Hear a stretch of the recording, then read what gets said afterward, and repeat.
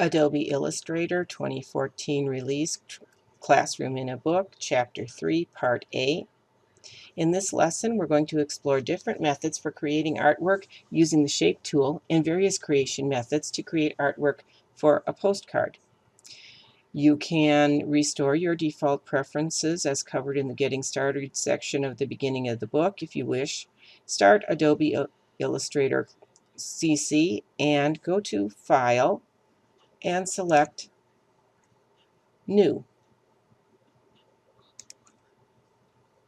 In the New Document dialog box, put in the following options. We're going to name this postcard.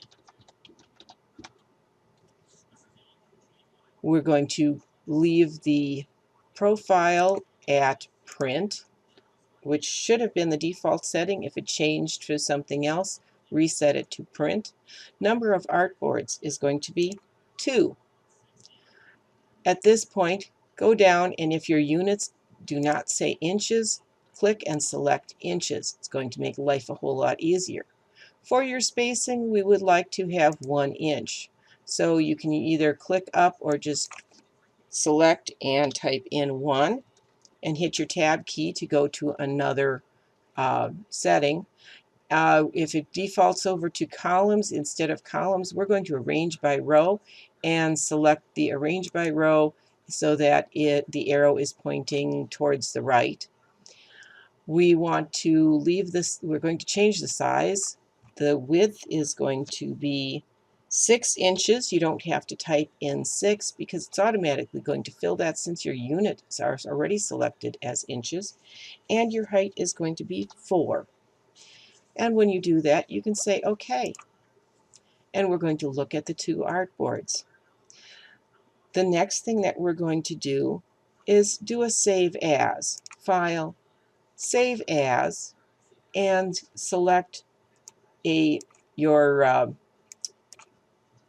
Chapter 3 folder, which on my computer is on my desktop. Illustrator. Okay. Well, I should have a Lesson 3 folder.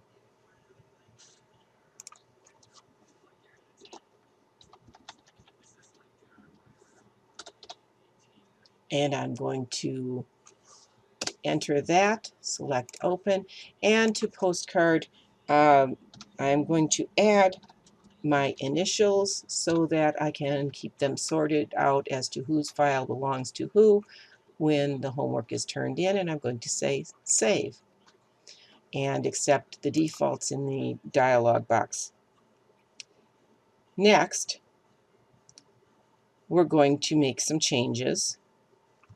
Up in the document setup, we're going to, on the control panel, we're going to click on that and we're going to add a bleed. Now this is something we could have done in our original document setup file under New, but you have this option if you change your mind and you want to add a bleed. You can do that right here. All I need to do is add an 1/8 inch bleed, which is the normal setting. If you make sure that the link is set to make all the settings the same, and all you need to do is click in one of the boxes and set it to 1/8 of an inch. At this point, we can make some other changes. We could edit the artboard from here. We could show images in outline mode. We can change a grid if we want to use transparency and some other options on here, but for right now we're just going to say OK. Now we get this lovely little red line that it indicates where the bleed will run. In design, a bleed indicates items that would be printed, but you're going to be cut away. This means that items can be printed off the edge, as on postcards or in magazines where a picture runs off the edge. This is the part that gets cut away in the trim. So we want those items to flow off the edge of the page, hence it's called bleed, but we're going to be trimming that away when it's printed. The next thing that we want to do is to go up to our workspace essentials and reset your essentials just in case you have something that's not standard showing, and go ahead and shrink the libraries when that pops open.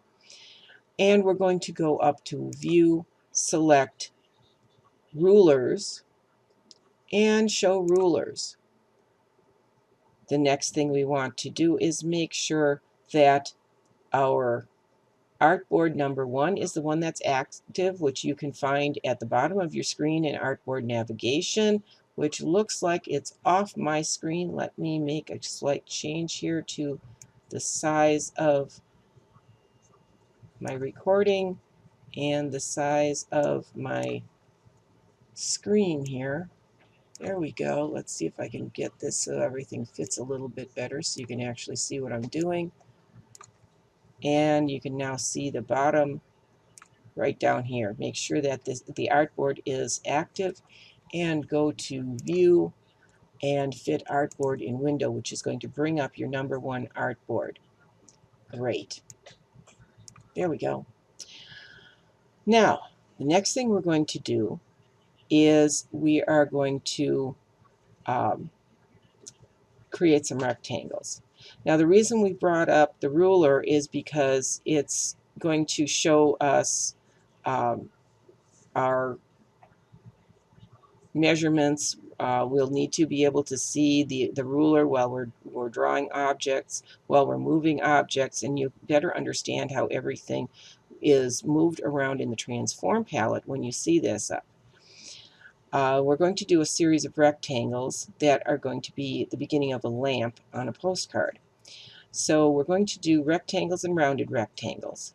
These are live shapes, and that means that attributes like the width, the height, the rotation, corner radius, and corner styles can be edited at any point, and they're going to be retained even if you scale or rotate the shape. So we're in the number 1 artboard, and we're going to start here by picking up the rectangle tool. Let's find this. If you have something else showing, make sure you click and hold down until you get the rectangle tool available. And we're going to start by drawing a rectangle. Click and drag anywhere in the artboard, and we're going to draw a rectangle that is approximately 1.5 inches wide and a height of 1 inch. And you can see in the measurement label that pops up, that's part of our smart guides. It's going to show us what size we're drawing. I want to drag out until my width is approximately 1.5 inches. Doesn't have to be exact. 1.49 is close enough, and about 1 inch tall. And then keep dragging down, 1.46. Oh, yeah. 1 inch, 0.95 is pretty close. I'm not too worried about it at this point. That's pretty much my basic. Now, by default, when you open up the program, generally you're going to find that shapes are filled with the default color. It's a white fill with a black border or black stroke. And a shape can be selected and moved by positioning the pointer anywhere inside the shape, clicking and dragging it, and we can change the color. So we're going to, first of all, let's see. No, we're not going to move it yet, but after you draw a shape, you can also edit its size, its position, and anything and other aspects of it using different methods. Now, I could go up, get my selection tool, and I could click and drag the box where I want it, and then try and resize it and make it exactly the right size. Or I can go to Window and select Transform.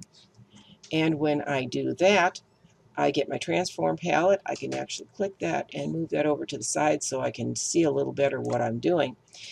And I'm going to change the size of this. Make sure that your rectangle properties, we have this little thing that looks like a chain. Make sure right now that that is open so that it has the break in it. If it's on constrain like this, that means it's going to, on my box, whatever size I drew is going to keep that same proportion, height and width, which right now I don't want because it's not right. So I'm going to click to allow changes by breaking the link, and for my width I'm going to type in 0.35, and for my height I'm going to select and type in, oh, I've made an error. That's supposed to be 0.9 for the width, and I can tab over and type in 0.35 for my height and select enter. I don't have to type in inches because remember we set up that we're working with inches by default. That's what all of our measurement is going to be. For sizes, won't affect the sizing for type, but it will affect the sizing for all the objects we draw. Everything's going to be in inches. So now I can change the appearance of my live rectangle, including the dimensions, the rotations, and the corner properties. Now, the center point of the rectangle lets you drag to align the object with other elements in the artwork. We're going to move this. First of all, I need to make sure that in my proxy, my reference point is the center. If it's any of the other points that are around here, which it could be, make sure you click that center reference point. For right now, we are going to put in an X value of 4.9 and then tab, and oh, our box has jumped behind my transform panel, but it's still selected, so now I can change my Y to 3.6. Now this is moving the rectangle relative to the upper left corner of the artboard. Notice the upper left corner is my 0, 0. 0 on the horizontal and 0 on the vertical axis, and everything is measured from there. So my reference point is to be 4.9 inches from the left-hand side and 3.6 inches from the top. With the rectangle still selected, now we're going to change the color. We're going to go over to the control panel and select the fill color, which is going to open the dialog box with the swatches panel. And when you position the pointer over the colors in the panel, you're going to get a tool tip that tells you what the color name is. And we're going to pick the yellow-green swatch that is C20, M0, Y100, and K0. And that's going to change the fill. To get out of this panel, all we need to do is select and press your escape button on your keyboard, and that will close it. Next, we're going to create another rectangle by entering the values of the height and the width instead of drawing it. Now, I still have my rectangle tool selected, so all I need to do is somewhere over the top of this other box, I'm just going to click, and I get the rectangle dialog box open, and in that I am going to select the width and the height values and change those. I'm going to change the width to 0.6 inches, hit my tab button, and that's going to bring my height, and I want that to be 0.1. So it's a pretty small box. And all I need to do is select OK or hit my enter, and I'm going to get another box drawn. Now it has the same fill color and stroke that the first one rectangle has, because that's pre-selected, because we changed the color for the default to this color for drawing rectangles. With this still selected, we're going to change the fill color in the control panel. Again, by clicking on this, it will bring up that dialog box, and we're going to select the next swatch over, next two swatches over, C5, MY, M0, Y90, K0, and that's going to change the color of that. Now I'm going to hit my escape to exit out of that.